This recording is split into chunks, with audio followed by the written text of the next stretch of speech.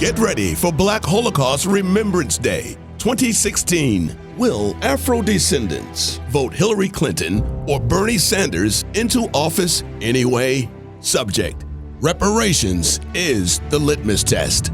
Saturday, April 16th, 2016. Joe's Emporium and Cultural Center, 3309 Bunker Hill Road, Mount Rainier, Maryland, 20712. Ordering, Washington, D.C. Doors open at 1 p.m.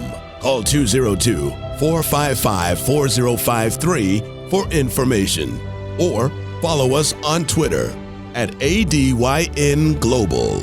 Again, call 202-455-4053 for information, or follow us on Twitter at ADYN Global. Mrs. Clinton, you were recently honored by the World Jewish Congress for your efforts to help Jewish victims of the Holocaust, many of whom worked in slave labor camps during World War II, and you helped them to get reparations from Switzerland, Germany, and many other countries. My question is, are you now willing to help African Americans whose ancestors were slaves here in the United States get reparations from our country for their years of slavery? Well, Marcia, I was very honored to be one of the people mentioned and given an honor by the World Jewish Congress for the work that, although mine was a minor role, the work that led to the recovery of those assets. That was an important piece of history that had to be put to rest. And on issues of reparations with respect to African Americans, Native Americans, we have some mental and emotional and psychological reparations to pay first. We have to admit. Final rapid fire. Do you think 2016 is the year, kind of on the federal level, we should start studying reparations? I think we should start studying what investments we need to make in communities to help individuals and families and communities move forward. And I am absolutely committed to that. There's some good ideas out there. There's an idea in the Congressional Black Caucus about really targeting federal dollars to communities that have had either disinvestment or no investment and have had years of being below the poverty level. That's the kind of thing I'd like us to focus on. A lot of African Americans are starting to call for reparations for the many years of stolen labor through slavery. Is that something that you would support as president? No, I don't think so. I mean, I think it would be, first of all, its likelihood of getting through a Congress is nil. Second of all, I think it would be, very divisive. I think the real... And I'm asking you now to back me. Everyone that's here, I want you to back me, and I promise you the next 5 to 10 years of your life will be better than the whole 440 years before that, because what you need is strong, bold, uncompromising leadership that's not bought and paid for, that won't bow down, that won't scratch where they don't itch. I'm asking you back me, and I will get you your freedom, your justice, your equality, and your reparations.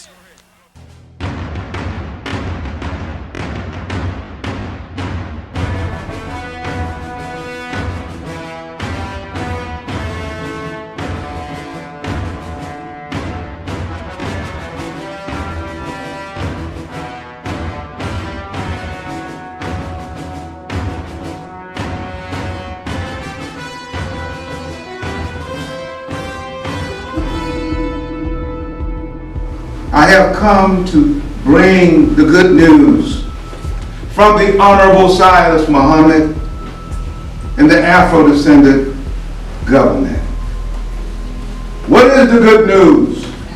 You might be asking yourself. The good news is reparations is an idea whose time has come. That's right. In March 2002, descendants of enslaved Africans in the Western Hemisphere met, discussed, and agreed on a political identity. The term Afro-descendants was the identity that was agreed upon by people representing 19 countries in the Western Hemisphere. And who was there? Silas Muhammad. Jesse Jackson wasn't there. Reverend Al Sharpton wasn't there. The Honorable Minister Louis Farrakhan, he wasn't there. Your pastor wasn't there. The community activist, he wasn't there. But the Honorable Silas Muhammad was there. That's right. That's right. When the Japanese Americans, when they received reparations, they had the government of Japan backing them. That's right. That's right. When the Holocaust survivors received reparations, they had the state of Israel, that government of the state of Israel behind them. Where is your government? You have black leaders out here, but where is the government? No spiritual leader of any church, mosque, or organization has the right to persuade you from demanding justice, human rights, and reparations. That's right.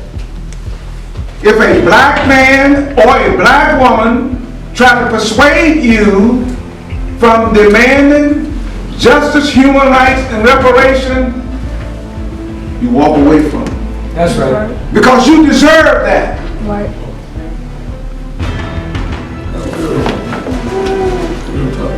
We got to control our own destiny. If we don't, somebody else will. We got to stand up. This is the day. Reparations is an idea whose time has come.